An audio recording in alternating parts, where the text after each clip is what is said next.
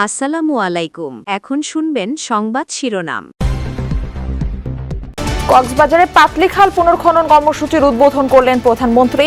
বললেন বাজেটের ৭টি পণ্যের উপর কর ছাড়ের পরও অখুশি বিরোধী দল। আমরা ট্যাক্স বাড়িয়েছি মদের উপরে, বিরোধী দল দেখলাম বলছে যে এই বাজেট তারা মানে না। বাংলাদেশকে দক্ষিণ এশিয়ার কাঙ্ক্ষিত বিনিয়োগ গন্তব্য বানাতে চায় সরকার। প্রয়োজন রাজনৈতিক স্থিতিশীলতা, টেকসই সংস্কার আর আর্থিক সহ সব খাতে সুশাসন। Gives us the credit that we deserve in the quantity, quality and volume of our talent, our work and our commitment to rule-based world order. We are working around the clock to open new markets and secure supply chains. In our first 100 days, we have seen an exceptionally positive response from all. বিশ্বকাপে নেইমারহীন examination শুরু করতে যাচ্ছে Brazil. ভোরে মরক্কোর বিপক্ষে match, counter অ্যাটাকিংয়ে Atlas সিংহদের শক্তি। ব্রাহ্মণবাড়িয়ার কসবায় luggage হারানোকে কেন্দ্র করে 2 গ্রামবাসীর সংঘর্ষ, আহত 5। পরিস্থিতি নিয়ন্ত্রণে পুলিশের রাবার বুলেট, টিয়ারশেল নিক্ষেপ। ইরান যুক্তরাষ্ট্র চুক্তি ব্যর্থ করতে নানা অজুহাত খুঁজছে ইসরায়েল। মন্তব্য আরাকচির। কদিনের মধ্যেই স্বাক্ষরিত হতে পারে সমঝোতা স্মারক। আসসালামু আলাইকুম। এতক্ষণ শুনছিলেন সংবাদ শিরোনাম, এখন শুনবেন বিস্তারিত।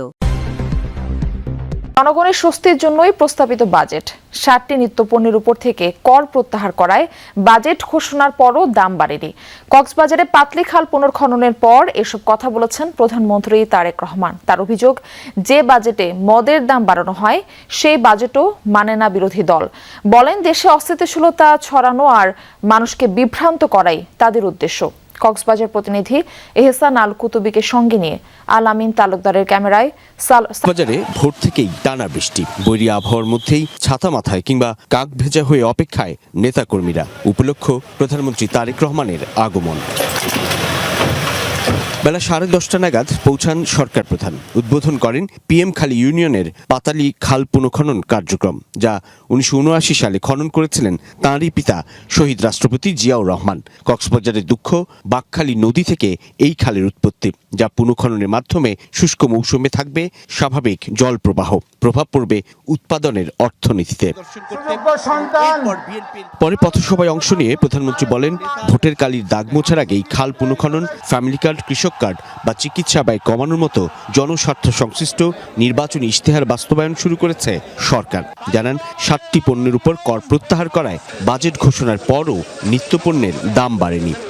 এইবার বাজেট দেওয়ার পরে এখন পর্যন্ত কোনো জিনিসের দাম বৃদ্ধি পায়নি, কারণ বর্তমান সরকার এই 2 দিন আগের বাজেটে 60টি পণ্যের উপর থেকে ট্যাক্স তুলে নিয়েছে, যাতে করে নিত্য প্রয়োজনীয় জিনিসের দাম না বাড়ে। প্রিয় ভাই বোনেরা, কারণ উদ্দেশ্য একটি, লক্ষ্য একটি, দেশের মানুষ যাতে ভালো থাকতে পারে। সরকার প্রধান বলেন, দেশের মানুষকে ভালো রাখতেই এই বাজেট প্রস্তাবনা, কিন্তু বিরোধী দল অস্থিতিশীলতা তৈরি এবং মানুষকে বিভ্রান্ত করতে চায়। যেই বাজেটে মদের দাম বাড়ানো হয়, যেই বাজেটে সিগারেটের দাম বাড়ানো হয়, সেই বাজেটও বিরোধী দলের পছন্দ নয়। তাদের উদ্দেশ্য একটাই, তাদের লক্ষ্য একটাই, সেটা হচ্ছে দেশের মধ্যে একটি অস্থিতিশীলতা, অশান্তি তৈরি করা, মানুষকে বিভ্রান্ত করা। জনগণই বিএনপির বড় শক্তি উল্লেখ করে প্রধানমন্ত্রী বলেন, যতক্ষণ প্রাণ আছে ততক্ষণ দেশ ও মানুষের ভাগ্য পরিবর্তনে কাজ করবে তাঁর সরকার। যতক্ষণ আমাদের এই ধরে প্রাণ থাকবে, আমরা বাংলাদেশকে দক্ষিণ এশিয়ার কাঙ্ক্ষিত বিনিয়োগ গন্তব্য বানাতে চায় সরকার। সেজন্য রাজনৈতিক স্থিতিশীলতা, টেকসই সংস্কার আর আর্থিক সহ সব খাতে সুশাসন নিশ্চিত করার কথা জানিয়েছেন নীতি নির্ধারকরা। পাশাপাশি রাজনৈতিক প্রতিশ্রুতি, নীতি কৌশল বাস্তবায়িত হচ্ছে কিনা তাও খতিয়ে দেখতে আলাদা কমিশন গঠন করছে সরকার। আঞ্চলিক সংযোগ ও সহযোগিতা বাড়ানো বিএনপি সরকারের লক্ষ্য বলে জানিয়েছেন তারা। অর্থনৈতিক কূটনীতি বিষয়ক সম্মেলনে উঠে আসে এসব প্রসঙ্গ। বাণিজ্য ও প্রবৃদ্ধি বাড়াতে অর্থনৈতিক কূটনীতি কিভাবে কাজ করবে সেই পথ নকশা খুঁজতে এই সম্মেলন। আয়োজক পররাষ্ট্র মন্ত্রণালয় ও বিডা। সরকারের মন্ত্রী, উপদেষ্টা আর সিনিয়র কর্মকর্তা ছাড়াও এতে যোগ দিয়েছিলেন ঢাকার বিদেশি মিশন ও উন্নয়ন সংস্থার প্রধান এবং ব্যবসায়ী নেতৃবৃন্দ। উদ্বোধনী অধিবেশনেই বাংলাদেশের বর্তমান প্রেক্ষাপট ও বিনিয়োগ সম্ভাবনা তুলে ধরেন বিডা চেয়ারম্যান। পররাষ্ট্রমন্ত্রী ব্যাখ্যা করেন কিভাবে কূটনীতিতে প্রাধান্য পাচ্ছে অর্থনৈতিক উন্নয়ন তথা বিদেশি বিনিয়োগ বাড়ানোর চেষ্টা। We fully recognize that economic resilience needs to be built on firm grounds. Therefore, our immediate priority is to restore full confidence and trust.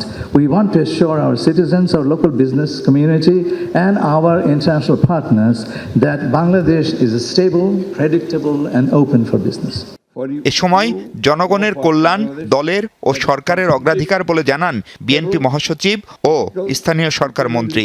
To transform Bangladesh into a self-reliant, resilient, industrial country where every citizen is offered a fair share in prosperity and dignity. পররাষ্ট্র সচিবের সঞ্চালনায় প্রথম অধিবেশনে বিনিয়োগ ও অর্থনীতির সাথে কূটনীতির সম্পর্ক নিয়ে আলোচনা করেন নীতি নির্ধারকরা। সে সময় আসে কানেক্টিভিটি বাড়ানোর পাশাপাশি সরকারের কাজে স্বচ্ছতা ও জবাবদিহিতা নিশ্চিতের অঙ্গীকার। We must be capable, we must have competencies built in to translate this regional cooperation and connectivity into tangible trade agreements. We are actually trying to build a bridge between the investors, our development partners, our friends. We facilitate the private sector, the NGO and the development partners to play their role and ensure that we achieve the ultimate goal, which is the empowerment and integration of all the communities in Bangladesh's development. অপর অধিবেশনে সরকারের রাজনৈতিক অঙ্গীকারের সাথে কিভাবে নীতি সমন্বয় করা হবে তার ব্যাখ্যা তুলে ধরেন অর্থমন্ত্রী। None of the financial institutions in Bangladesh are going to have any political appointment. But it's difficult to find good professionals, I have to admit. We are going to have a task force who will oversee these deregulations that we have promised and recommended. এই সম্মেলনে অংশগ্রহণকারী cup 2026 এর খবর। নেইমারকে ছাড়াই বিশ্বকাপ মিশনে নামতে হচ্ছে ব্রাজিলকে।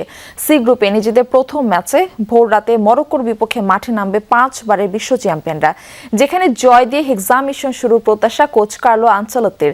বিপরীতে ইনজুরির দুশ্চিন্তার কারণে হলেও সলিড ডিফেন্সে সেলেসাওদের রুখে দিতে প্রস্তুত আফ্রিকান চ্যাম্পিয়নরা।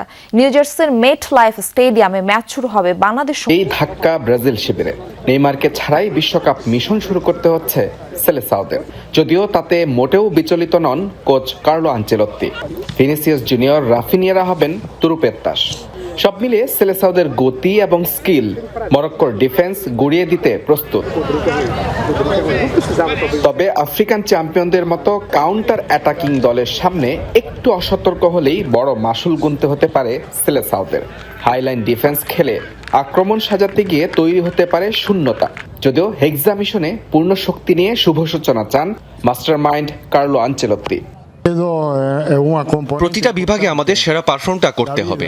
আধুনিক ফুটবলে ছোট দল বলতে কিছু নেই। মরক্কো আফ্রিকার অন্যতম সেরা দল। আমরা প্রস্তুত আছি নিজেদের সেরাটা দিয়ে বিশ্বকাপে ভালো একটা শুরু করতে। এবারের বিশ্বকাপে এখন পর্যন্ত সবচেয়ে